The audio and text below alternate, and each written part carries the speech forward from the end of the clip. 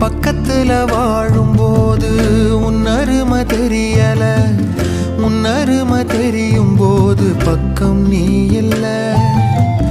தன்னந்தனி படகு போல தத்தளிக்கும் வாழ்க்கை போல தண்ட